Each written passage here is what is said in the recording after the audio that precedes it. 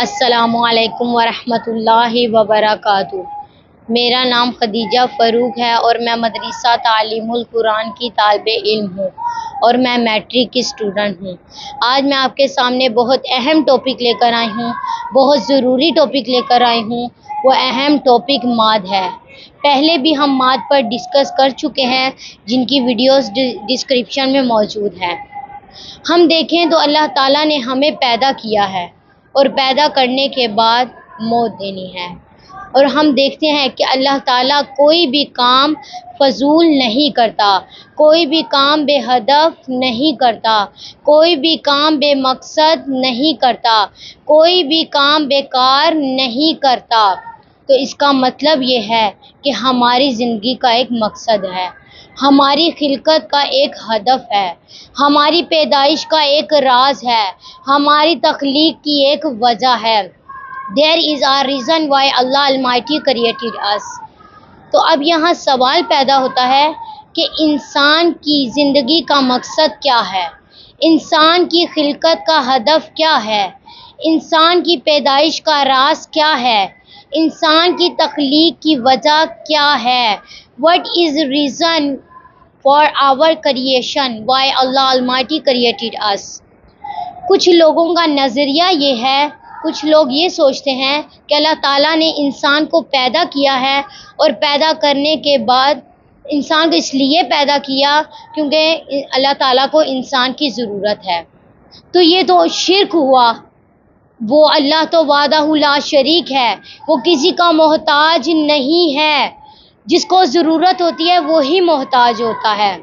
اللہ تعالیٰ سورہ اخلاص میں فرماتا ہے، بسم اللہ الرحمن الرحیم، قل هو اللہ احد اللہ الصمد لم یلد ولم یولد ولم یکن لہ کفوا احد۔ خدا فرماتا ہے، قل هو اللہ احد، اللہ ایک ہے، اللہ الصمد، اللہ بے نیاز ہے، لم یلد، وہ کسی کا باپ نہیں ہے، ولم یولد، اور نہ ہی وہ کسی کا بیٹا ہے، وَلَمْ يَكُنْ لَهُ كُفُوًا أَحَدٌ، اور اس کا کوئی ہمسر نہیں، یعنی اس کا کوئی شریک نہیں۔ خداوند متعال خود اس سورہ میں فرماتا ہے کہ اللہ وہ ہے کہ جو وحدہ لا شریک ہے، اللہ وہ ہے جو بے نیاز ہے، وہ کسی کا محتاج نہیں ہے۔ لیکن انسان وہ ہے کہ جسے اللہ تعالیٰ نے ہر لحاظ سے محتاج پیدا کیا۔ یہاں تک کہ اگر انسان معمولی سا کپڑا خریدتا ہے، وہ اس لیے خریدتا ہے کیونکہ اس کے بدن کو ضرورت ہے۔ اگر انسان معمولی سا کپڑا خریدتا ہے تو اس کے بدن کو ضرورت ہے۔ اگر انسان علم حاصل کرتا ہے تو اس کو انسان بننے کی ضرورت ہے۔ اگر انسان عبادت کرتا ہے تو استاد محترم آغا سید جواد نقوی فرماتے ہیں کہ اللہ تعالیٰ نے انسان کو اس دنیا میں انسان بنا کر نہیں بلکہ انسان بننے کے لیے پیدا کیا۔ اور اس کے لیے پہلی شرط یہ ہے کہ اللہ تعالیٰ فرماتا ہے کہ انسان کو اس لیے خلق کیا تاکہ انسان کمال تک پہنچے، اور اس کے لیے پہلی شرط یہ ہے کہ انسان اللہ تعالیٰ کی اطاعت کرے، انسان اللہ تعالیٰ کی عبادت کرے، انسان اللہ تعالیٰ کی بندگی کرے، خود کو اللہ تعالیٰ کا بندہ اور محتاج سمجھے۔ اب ذہنوں میں سوال پیدا ہوتا ہے کہ اللہ تعالیٰ کو انسان کی ضرورت نہیں ہے، تو پھر اللہ تعالیٰ نے انسان کے لیے اتنی آسائشیں کیوں دی ہیں؟ اللہ تعالیٰ نے اتنی آسانیاں کیوں پیدا کی ہیں؟ اللہ تعالیٰ نے انسان کے لیے اتنی نعمتیں کیوں پیدا کی ہیں؟ اللہ تعالیٰ نے انسان کے لیے اتنی نعمتیں کیوں پیدا کی ہیں؟ تو اب اس کا جواب دینے سے پہلے میں آپ کے سامنے ایک مثال بیان کرتی چلوں۔ جیسے ماں باپ ہیں، اپنے بچے کے لیے چھوٹی سے چھوٹی یا بڑی سے بڑی چیز، بڑی سے بڑی سہولیات فراہم کرنے کی کوشش کرتے ہیں، تو کیا اس امر کی، اس کام کی ضرورت ماں باپ کو ہوتی ہے؟ نہیں۔ یہ تو ماں باپ کی شفقت ہے، یہ تو ماں باپ کی محبت ہے، یہ تو ماں باپ کا پیار ہے، یہ تو ماں باپ کی مہربانی ہے بچوں پر کہ وہ اپنے بچے کی خوشی کے لیے ہر چیز فراہم کرتے ہیں۔ بالکل اسی طرح سے اللہ تعالیٰ کو انسانوں کی ضرورت نہیں ہے، یہ تو اللہ تعالیٰ کی شفقت ہے، یہ تو اللہ تعالیٰ کی محبت ہے، یہ تو اللہ تعالیٰ کا پیار ہے، یہ تو اللہ تعالیٰ کی مہربانی ہے کہ وہ اپنے بندوں کے لیے، وہ ہمارے لیے، وہ انسان کے لیے تمام ضروریات پوری کرتے ہیں۔ اللہ تعالیٰ سورہ بقرہ کی آیت نمبر 29 میں فرماتا ہے، بسم اللہ الرحمن الرحیم، هو الذی خلق لکم ما فی الارض جميعا۔ اللہ تعالیٰ فرماتا ہے هو الذی، اللہ وہ ہے، خلق لکم، جس نے خلق کیا تمہارے لیے، ما فی الارض جميعا، جو بھی کچھ اس زمین میں ہے، یعنی اللہ تعالیٰ فرماتا ہے کہ جو کچھ بھی اس زمین میں ہے وہ اے انسان تیرے لیے ہے۔ تو ہم دیکھتے ہیں جہاں اللہ تعالیٰ نے انسان کے لیے شفقت رکھی ہے، جہاں محبتیں رکھی ہیں انسان کے لیے، جہاں مہربانیاں رکھی ہیں انسان کے لیے، جہاں پیار رکھا ہے انسان کے لیے، جہاں شمار ان گنت نعمتیں رکھی ہیں انسان کے لیے، وہاں ہم دیکھتے ہیں کہ انسان کو بہت سی تکالیف کا سامنا کرنا پڑتا ہے، بہت سی مصیبتوں کا سامنا کرنا پڑتا ہے، بہت سی پریشانیاں برداشت کرنی پڑتی ہیں، بہت سی ٹینشن فیس کرنی پڑتی ہیں۔ اللہ تعالیٰ سورہ بقرہ کی آیت نمبر 155 اور 156 میں فرماتا ہے، بسم اللہ الرحمن الرحیم، وَلَنَبْلُوَنَّكُمْ بِشَيْءٍ مِّنَ الْخَوْفِ وَالْجُوعِ وَنَقْصٍ مِّنَ الْأَمْوَالِ وَالْأَنفُسِ وَالثَّمَرَاتِ وَبَشِّرِ الصَّابِرِينَ الَّذِينَ إِذَا أَصَابَتْهُم مُّصِيبَةٌ قَالُوا إِنَّا لِلَّهِ وَإِنَّا إِلَيْهِ رَاجِعُونَ۔ اللہ تعالیٰ فرماتا ہے وَلَنَبْلُوَنَّكُمْ بِشَيْءٍ مِّنَ الْخَوْفِ وَالْجُوعِ، کہ اللہ تعالیٰ آزماتا ہے بِشَيْءٍ، کسی بھی چیز کے بارے میں، من الخوف، خوف کے ذریعے، والجوع، بھوک کے ذریعے، ونقص من الاموال، بھوک کے ذریعے، مال کی کمی کی وجہ سے، والانفس، جانوں کو لے کر، والثمرات، پھلوں کی کمی کی وجہ سے، وبشر الصابرین، اور بشارت ہے، خوشخبری ہے ان لوگوں کے لیے جو صبر کرتے ہیں، الذین اذا اصابتهم مصیبۃ قالوا، اور جب ان پہ کوئی بھی مصیبت آتی ہے، قالوا، یہ کہتے ہیں، انا للہ و انا الیہ راجعون، بے شک ہم خدا کی طرف سے آئے ہیں اور خدا کی طرف ہی لوٹ کر ہم نے جانا ہے۔ تو یعنی اللہ تعالیٰ اس آیت میں فرماتا ہے کہ یہ تمام تکالیف، یہ تمام پریشانیاں، یہ تمام مصیبتیں، یہ تمام پریشانیاں دراصل میں اس لیے ہیں در حقیقت انسان کے لیے امتحانات ہیں کہ وہ کمال تک پہنچے۔ اب اس بات کو میں مثال سے بیان کروں، جیسے ایک استاد ہے اپنے بچے کو ڈانٹتا ہے، اپنے بچے پر سختی کرتا ہے، اپنے شاگرد پر سختی کرتا ہے، کس کے لیے، کس وجہ سے؟